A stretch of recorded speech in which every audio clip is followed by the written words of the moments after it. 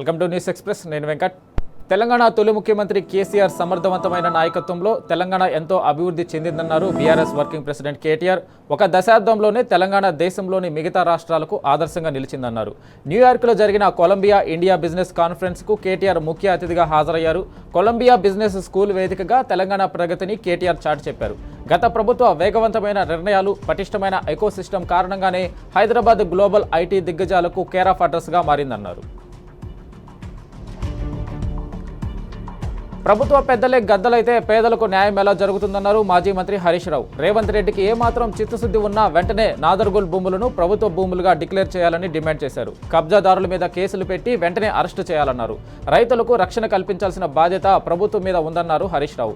నాదర్గుల్ భూముల వెనుక పొంగులేటి కుటుంబ సభ్యులు ఉన్నారని స్పష్టంగా తెలుస్తుందని తెలిపారు హరీష్ రావు. ఈ భూముల రెవెన్యూ మంత్రి ఉన్నాడు కాబట్టే ఆర్డీఓ హైడ్రా కదలడం లేదని విమర్శించారు. రక్షించాల్సిన రక్షకులు కబ్జాదారులకు కొమ్ము కాస్తున్నారని మండిపడ్డారు.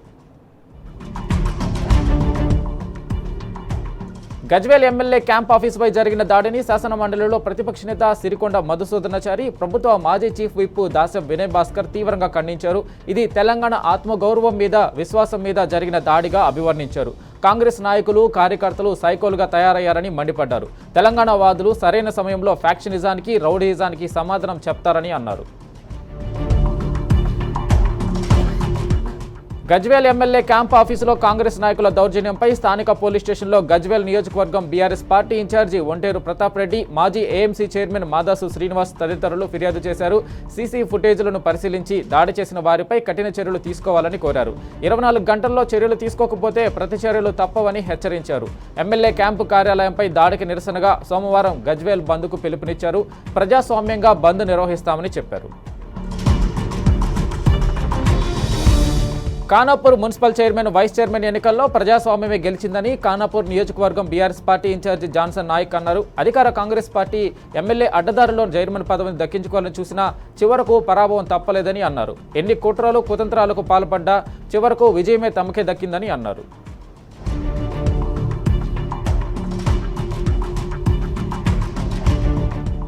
ఆదిలాబాద్ జిల్లా ఖానాపూర్ మున్సిపల్ ఎన్నికల ఇన్ఛార్జిగా వ్యవహరిస్తున్న మాజీ మంత్రి జోగురామన్నను పోలీసులు మరోసారి హౌస్ అరెస్ట్ చేశారు. ఖానాపూర్ చైర్మన్ ఎన్నిక సందర్భంగా ఆయన అక్కడకు వెళ్లకుండా శాంతినగర్లోని నివాసంలో నిర్బంధించారు. మున్సిపల్ ఎన్నికల నేపథ్యంలో కాంగ్రెస్ ప్రభుత్వం పోలీసులను అడ్డుపెట్టుకుని అక్రమ అరెస్టులు చేస్తుందని మండిపడ్డారు జోగురామన్న. రానున్న రోజుల్లో కాంగ్రెస్కు గట్టి గుణపాఠం తప్పదని హెచ్చరించారు జోగురామన్న. నిర్మల్ జిల్లా ఖానాపూర్లో వాణిజ్య సముదాయాలు మూతపడ్డాయి. Khanapur municipal chairman, vice chairman ఎన్నిక సందర్భంగా ఖానాపూర్ కాంగ్రెస్ ఎమ్మెల్యే వెడ్మ బొజ్జు దౌర్జన్యానికి దిగాడు. ఎమ్మెల్యే తీరును నిరసిస్తూ బీఆర్ఎస్ కూటమి నేతలు బంద్కు పిలుపునిచ్చారు. ఖానాపూర్లో షాపులు, హోటల్స్ మూసివేశారు. ఖానాపూర్ మున్సిపల్ చైర్మన్ ఎన్నిక సందర్భంగా చేతులెత్తే క్రమంలో కౌన్సిలర్ల మధ్య వాగ్వాదం జరిగింది. దీంతో గందరగోళ పరిస్థితులు ఏర్పడ్డాయి. ఈ నేపథ్యంలో ఎమ్మెల్యే వెడ్మ బొజ్జు అధికారులను బెదిరించారు. ఎమ్మెల్యే తీరును నిరసిస్తూ బీఆర్ఎస్ కూటమి నేతలు బంద్కు పిలుపునిచ్చారు. సామాన్యులకే కాదు, ప్రజాప్రతినిధులకు కూడా రక్షణ లేకుండా పోయిందని అన్నారు మాజీ ఎమ్మెల్యే గండ్ర వెంకటరమణారెడ్డి. ఇందిరమ్మ పాలన అంటూ రాష్ట్రాన్ని గూండాల రాజ్యంగా మార్చారని ఆయన మండిపడ్డారు. ప్రతిపక్ష నేత కార్యాలయం మీదే దాడులు జరుగుతుంటే రాష్ట్రంలో శాంతి భద్రతలు ఉన్నట్టా లేనట్టా అని ఆయన ప్రశ్నించారు.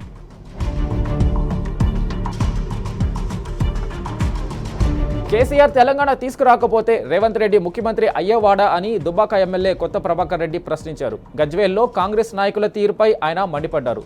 బాబు జగజ్జీవన్ రామ్ జయంతి సందర్భంగా ఆయన విగ్రహానికి పూలమాలలు వేసి నివాళులర్పించారు. ప్రజాస్వామ్యాన్ని అపహాస్యం చేసే తీరున కాంగ్రెస్ వ్యవహరిస్తుందని ఆగ్రహం వ్యక్తం చేశారు. పరిగి నియోజకవర్గంలో 2 ఇండస్ట్రియల్ పార్కుల పేరుతో 2000కు పైగా ఎకరాల భూసేకరణకు నోటిఫికేషన్ ఆందోళన కలిగిస్తుందని పరిగి మాజీ ఎమ్మెల్యే కొప్పుల మహేష్ రెడ్డి అన్నారు.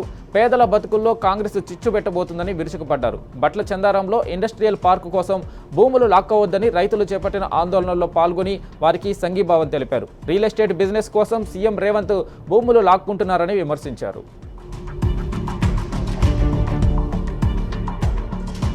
మూసీ బాధితులకు అండగా బీఆర్ఎస్వి పోరుబాట పట్టింది. దశాబ్దాలుగా నివసిస్తున్న పేద ప్రజల ఇళ్లను కూలగొట్టడం రేవంత్ ప్రభుత్వానికి న్యాయంగా ఉందా అని ప్రశ్నించారు. బీఆర్ఎస్వి రాష్ట్ర అధ్యక్షుడు గెల్లు శ్రీనివాస్ యాదవ్. కష్టపడి రూపాయి పోగేసి కట్టుకున్న పేదల గూటిని కొప్పుకొల్చే హక్కు మీకెవరిచ్చారని నిలదీశారు. ప్రజలంతా ధైర్యంగా ముందుకు వచ్చి ప్రశ్నిస్తే రేవంత్ సర్కారు వెనక్కి తగ్గుతుందని తెలిపారు.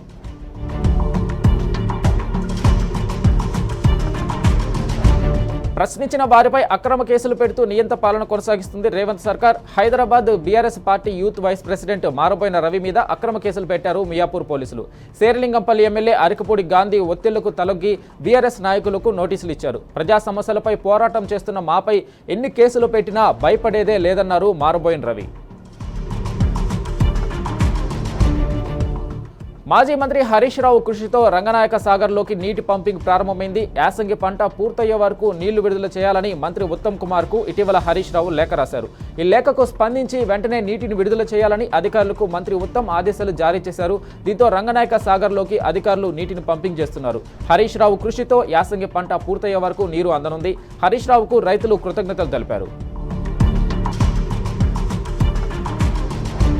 అసంపూర్తిగా మిగిలిన ఏదుల రిజర్వాయర్, పాలమూరు, రంగారెడ్డి ప్రాజెక్టుల పనులను పూర్తి చేయడంలో కాంగ్రెస్ పూర్తి నిర్లక్ష్యంగా వ్యవహరిస్తుందని మాజీ మంత్రి సింగిరెడ్డి నిరంజన్ రెడ్డి మండిపడ్డారు. వనపర్తి జిల్లా కేంద్రంలో నిర్వహించిన బీఆర్ఎస్ కార్యకర్తల సమావేశంలో ఆయన మాట్లాడుతూ 3 నెలలుగా ఆందోళన నిర్వహిస్తున్న రైతులకు సంఘీభావం తెలియజేస్తూ 10,000 మందితో ఈ నెల 9న బహిరంగ సభ నిర్వహిస్తున్నట్లు చెప్పారు. ఈ కార్యక్రమంలో మాజీ మంత్రి హరీష్ పాల్గొంటారని అన్నారు.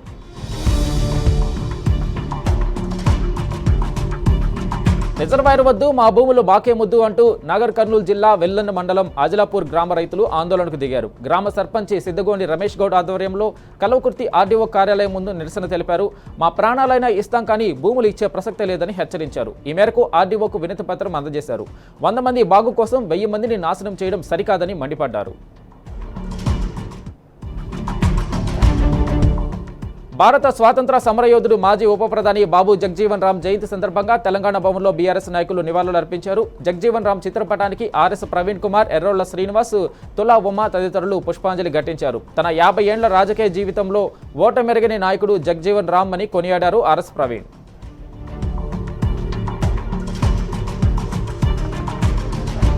కాంగ్రెస్ వ్యవహార తీరు ఆ పార్టీ కార్యకర్తలకే నచ్చడం లేదు. పురుగు వేసారిన కార్యకర్తలు పెద్ద సంఖ్యలో బీఆర్ఎస్లో చేరుతున్నారు. మేడ్చల్ నియోజకవర్గం జవహర్ నగర్ మున్సిపల్ కార్పొరేషన్కు చెందిన 50 మంది కాంగ్రెస్ కార్యకర్తలు ఆలూరి రాజశేఖర్ ఆధ్వర్యంలో బీఆర్ఎస్లో చేరారు. వీరందరికీ గులాబీ కండువాలు కప్పి పార్టీలోకి ఆహ్వానించారు.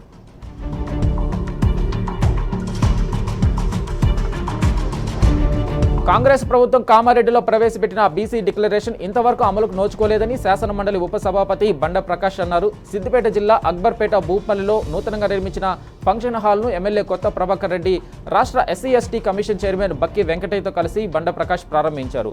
మాటకు కట్టుబడే తత్వం కాంగ్రెస్ నాయకులకు లేదని విమర్శించారు. బీసీ డిక్లరేషన్ అమలు చేయకపోతే పెద్ద ఎత్తున ఉద్యమిస్తామని హెచ్చరించారు. టూరిజం అభివృద్ధి పేరిట పేద దళితుల భూములను అక్రమంగా స్వాధీనం చేసుకునే ప్రయత్నాలు చేస్తే బీఆర్ఎస్ పార్టీ చూస్తూ సహించదని, బాధితుల పక్షాన న్యాయ పోరాటం చేస్తామని మాజీ ఎమ్మెల్యే బీరం హర్షవర్ధన్ రెడ్డి హెచ్చరించారు. సోమశిలలో టూరిజం అభివృద్ధి పేరుతో ఇష్టారాజ్యంగా నిర్మాణ పనులు చేపడుతున్నారని ఆరోపించారు. పెండ్లవెల్లి పోలీస్ స్టేషన్లో నిర్బంధించిన బాధితులను కలుసుకుని వారికి ధైర్యం చెప్పారు. కాంగ్రెస్ పార్టీ అధికారంలోకి వచ్చి 29 నెలలు గడుస్తున్నా ఇచ్చిన హామీలు నెరవేర్చడం లేదని మండిపడ్డారు ముక్రాకే గ్రామస్తులు. 6 గ్యారెంటీలు అమలు చేసిన తర్వాతే ఆదిలాబాద్ జిల్లా పిప్రి గ్రామంలో పర్యటించాలని మాజీ సర్పంచి గాడ్గే మీనాక్షి, మాజీ ఎంపీటీసీ గాడ్గే సుభాష్ ఆధ్వర్యంలో నిరసన తెలిపారు.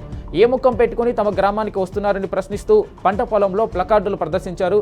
ఇచ్చిన హామీలు కాగితాలకే పరిమితమయ్యాయని నినాదాలు చేశారు. ఇప్పటికైనా ప్రభుత్వం ఇచ్చిన హామీలు చేయాలని డిమాండ్ చేశారు.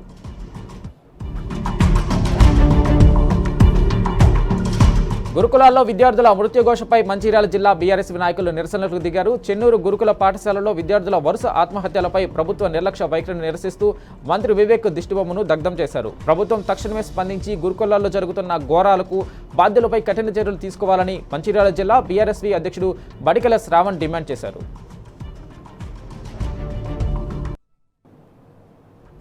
Back to news express. Rajanna Sircilla జిల్లా కోనరావుపేట మండలంలో అకాల వర్షం కురిసింది. మరుముడ్ల గ్రామంలో కురిసిన రాళ్లవానతో తీవ్ర పంట నష్టం జరిగింది. ఈదురుగాలులతో చేతికొచ్చిన పంట నేలపారవడంతో రైతులు కన్నీరు మున్నీరవుతున్నారు. అప్పు తెచ్చి పంట సాగు చేస్తే అకాల వర్షంతో పూర్తిగా నష్టపోయామని రైతులు ఆవేదన చెందుతున్నారు. తమను ప్రభుత్వం ఆదుకోకపోతే చావే దిక్కని వాపోతున్నారు. రాజన్న సిరిసిల్ల జిల్లాలో అకాల వర్షం అన్నదాతలను ఆగం చేసింది. సిరిసిల్ల, ఎల్లారెడ్డిపేట, వీర్నపల్లి మండలాల్లో తెల్లవారుజామున ఈదురుగాలులతో కూడిన భారీ వర్షం పడింది. వర్షం కారణంగా చేతికొచ్చిన పంటలు నేలకొరిగాయి. తిమ్మాపూర్లో మామిడికాయలు నేలపాలయ్యాయి. వీర్నపల్లి మండల కేంద్రంలో ఓ ఇంటి గోడ కూలి ఆటో కారుపై పడడంతో 2 వాహనాలు పూర్తిగా దెబ్బతిన్నాయి. ప్రధాన రహదారులపై చెట్లు కూలిపోవడంతో రాకపోకలకు తీవ్ర అంతరాయం ఏర్పడింది. చేతికొచ్చిన పంట వర్షానికి ఆగం కావడంతో రైతులు ఆవేదన వ్యక్తం చేస్తున్నారు. ఖమ్మం జిల్లా వైరా నియోజకవర్గంలో మొక్కజొన్న కొనుగోలు కేంద్రాలు ఇంకా ప్రారంభం కాలేదు. దీంతో వేల క్వింటాళ్ల మొక్కజొన్నలను దళారులే కొనుగోలు చేస్తున్నారు. దీంతో రైతులు తీవ్రంగా నష్టపోతున్నారు. రైతుల గోడు ప్రభుత్వం వినిపించుకునే స్థితిలో లేదని రైతులు వాపోతున్నారు. రైతుల బాధలు ఆలకించని ప్రభుత్వాలు ఎంతో కాలం మనజాలవని అంటున్నారు.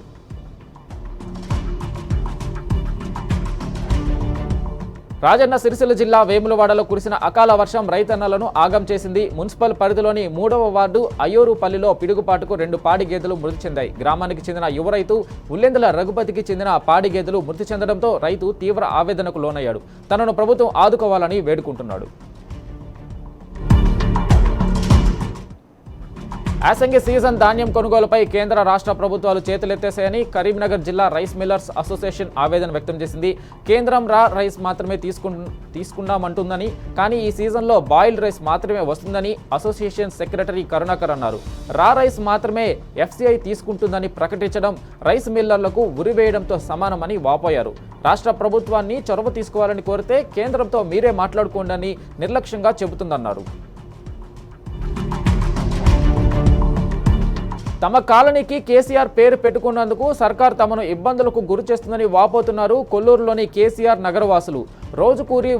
రోజువారీ కూలీ పనులు చేసుకునే తమపై ప్రతాపం చూపిస్తున్నారని ఆవేదన వ్యక్తం చేస్తున్నారు. ఎవరూ లేని సమయంలో అధికారులు వచ్చి నోటీసులు అంటిస్తున్నారని, ఆస్తుల వివరాలు ఇవ్వకపోతే ఇళ్ల నుంచి పంపిస్తామని బెదిరిస్తున్నారని కన్నీరు పెట్టుకుంటున్నారు. తమకు కేసీఆర్ డబుల్ బెడ్రూమ్ ఇళ్లు ఇచ్చారనే కోపంతోనే తమ ప్రాంత అభివృద్ధి నిలిపేశారని రేవంత్ సర్కార్పై మండిపడుతున్నారు కేసీఆర్ నగర ప్రజలు. చారిత్రక కట్టడం తారామతి బారాదరిలో డ్రగ్స్ కలకలం రేపింది. అక్కడ జరుగుతున్న మ్యూజిక్ కాన్సర్ట్పై ఈగల్ టీం గోల్కొండ పోలీసులు దాడులు నిర్వహించారు. మ్యూజిక్ ప్రోగ్రాం పేరుతో యువత పెద్ద ఎత్తున డ్రగ్స్ తీసుకుంటున్నట్లు సమాచారం. వెంటనే రంగంలోకి దిగిన పోలీసులు వేడుకలో పాల్గొన్న వారిని అదుపులోకి తీసుకుని తనిఖీలు చేపట్టారు. సుమారు 36 మందికి అక్కడికక్కడే డ్రగ్ డిటెక్షన్ కిట్లతో పరీక్షలు నిర్వహించగా ఓ యువతితో పాటు మరో 5 యువకులకు పాజిటివ్ వచ్చినట్లు పోలీసులు నిర్ధారించారు. మంత్రి వివేక్ ఇలాకాలో ఇసుక మాఫియా రెచ్చిపోతుంది. చెన్నూరు మండలం అబ్బాయపల్లిలో యథేచ్ఛగా ఇసుక అక్రమ రవాణా జరుగుతుంది. అడ్డుకునేందుకు మైనింగ్ అధికారులు ప్రయత్నించగా మంత్రి వివేక్ అండతో అబ్బాయపల్లి సర్పంచ్ వీరంగం సృష్టించాడు. 20 మంది అనుచరులతో మైనింగ్ అధికారులపై దాడికి యత్నించాడు. మైనింగ్ అధికారులు డయల్ 100కి కాల్ చేయడంతో అనుచరులతో కలిసి సర్పంచ్ పారిపోయాడు. మైనింగ్ అధికారుల ఫిర్యాదు మేరకు పోలీసులు కేసు నమోదు చేశారు. Warangal mills colony police station పరిధిలో మందుబాబుల ఆగడాలు మితిమూరిపోతున్నాయన్నారు. వరుసగా జరుగుతున్న పరిణామాలతో నగర ప్రజలు తీవ్ర భయభ్రాంతులకు గురవుతున్నారు. రోడ్డుపై వెళ్లే వారిపై దాడులకు దిగుతున్నారు. సాకారసి, కోటచమన్ తదితర ప్రాంతాల్లో చిన్న విషయాలకు గొడవలకు దిగుతున్నారు. ఇప్పటికైనా పెట్రోలింగ్ పెంచి ఆకతాయిల ఆగడాలకు చెక్కు పెట్టాలని స్థానికులు కోరుతున్నారు. బీసీల ఆరాధ్యుడు మహాత్మా జ్యోతిబా పూలే జయంతి వేడుకలను ఆర్టీసీ యాజమాన్యం తూతు మంత్రంగా నిర్వహిస్తే ఊరుకునేది లేదని BC JAC chairman Jajula Srinivas హెచ్చరించారు. ఆర్టీసీలో 70% ఉన్న బీసీ ఉద్యోగుల డిమాండ్ను ఆర్టీసీ ఎండీ నాగిరెడ్డి పరిగణలోకి తీసుకోవాలని కోరారు.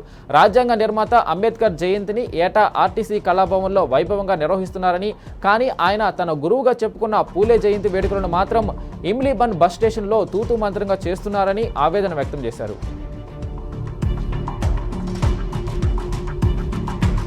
ఖమ్మం జిల్లా వైరాదేవరపల్లి గ్రీన్ఫీల్డ్ హైవేపై రాకపోకలు ప్రారంభమయ్యాయి. అధికారికంగా ప్రారంభోత్సవం కావాల్సి ఉన్నప్పటికీ ఖమ్మం నుంచి దేవరపల్లి వరకు జాతీయ రహదారిపై వాహనాలకు అనుమతిస్తున్నారు. దీంతో తూర్పు పశ్చిమ గోదావరి జిల్లాలకు వెళ్లే ప్రయాణికులకు ఈ మార్గం ఎంతో సౌకర్యవంతంగా మారింది. ప్రయాణ సమయం కూడా చాలా తగ్గనుంది.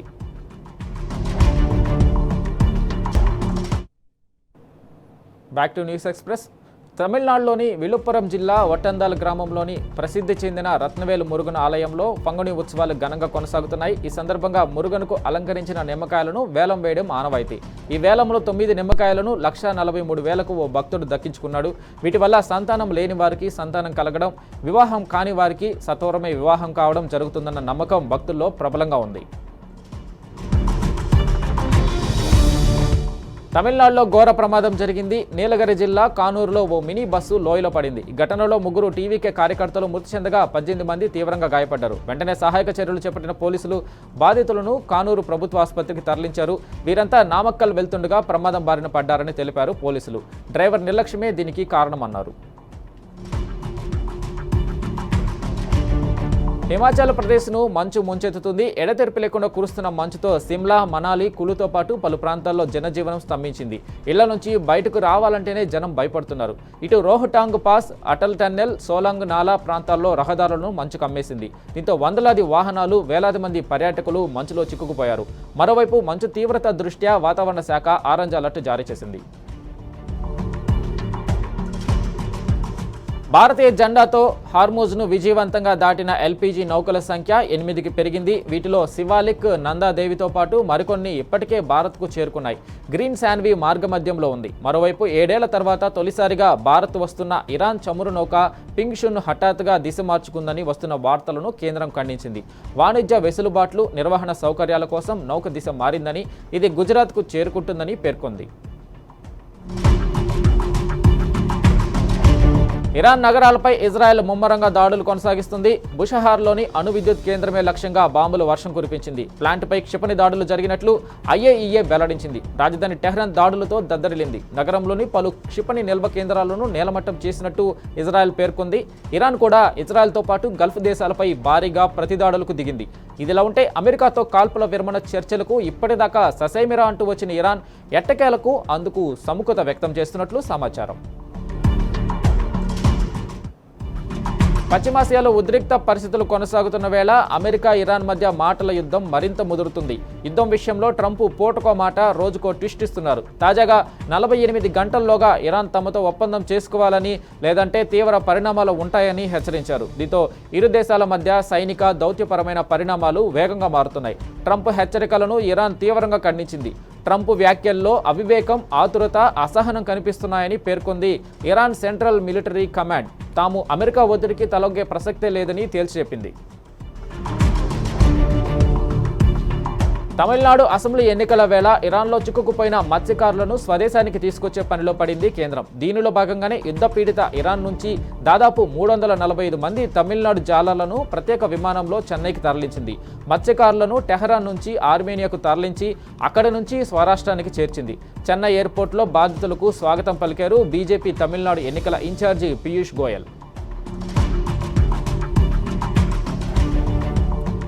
ఇజ్రాయెల్, అమెరికా సైనిక చర్యలకు ప్రతీకారంగా అరబ్ దేశాలను టార్గెట్ చేస్తుంది ఇరాన్. అమెరికా స్థావరాలే కాకుండా ఆయా దేశాల కీలక ఆయిల్ క్షేత్రాలే లక్ష్యంగా క్షిపణులు, డ్రోన్లతో విరుచుకుపడుతుంది. తాజాగా కువైట్లోని అత్యంత కీలకమైన చమురు కేంద్రంపై దాడులకు దిగింది టెహ్రాన్. డ్రోన్ల వర్షం కురిపించింది. ఈ దాడుల్లో షువైక్ ఆయిల్ సెక్టార్ కాంప్లెక్స్లో భారీ ఎత్తున మంటలు చెలరేగాయి. ఇరాన్ కూల్చేసిన F-15 యుద్ధ విమాన పైలట్ను కాపాడామని ప్రకటించారు అమెరికా అధ్యక్షుడు ట్రంప్. ఇందుకోసం యుఎస్ సైన్యం అత్యంత సాహసోపేతమైన సెర్చ్ అండ్ రెస్క్యూ ఆపరేషన్ను నిర్వహించిందని వెల్లడించారు. ప్రస్తుతం అతడు తమ బలగాల ఆధీనంలోనే సురక్షితంగా ఉన్నట్లు తెలిపారు. ఇరాన్లోని ప్రమాదకరమైన పర్వతాల్లో అతడిని గుర్తించినట్లు పేర్కొన్నారు. శత్రు భూభాగంలోకి వెళ్లి ఎయిర్మెన్ను రక్షించడం దేశ చరిత్రలో ఇదే మొదటిసారని చెప్పుకొచ్చారు. అమెరికాలోని వాషింగ్టన్ డీసీ మేయర్ ఎన్నికల్లో భారతీయ మహిళ సంచలనం సృష్టిస్తుంది. ఈ ఎన్నికల్లో పోటీ చేస్తున్న తొలి దక్షిణాసియా మహిళగా తమిళనాడులోని తేని జిల్లాకు చెందిన రినీ సంపత్ రికార్డు నెలకొల్పారు. ప్రభుత్వ కాంట్రాక్టర్గా పనిచేస్తున్న ఆమె డెమోక్రటిక్ పార్టీ తరఫున మేయర్ ఎన్నికల బరిలోకి దిగారు. ఆమె చేస్తున్న ప్రసంగాలు, ఎన్నికల ప్రచారాలు స్థానికులను విశేషంగా ఆకట్టుకుంటున్నాయి.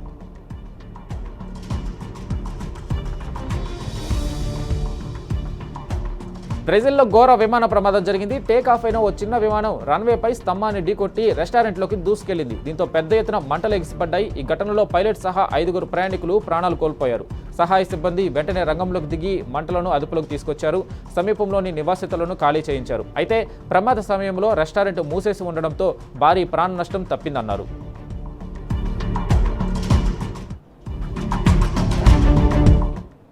ఇది ఇవాల్టి news express. Keep watching tea news.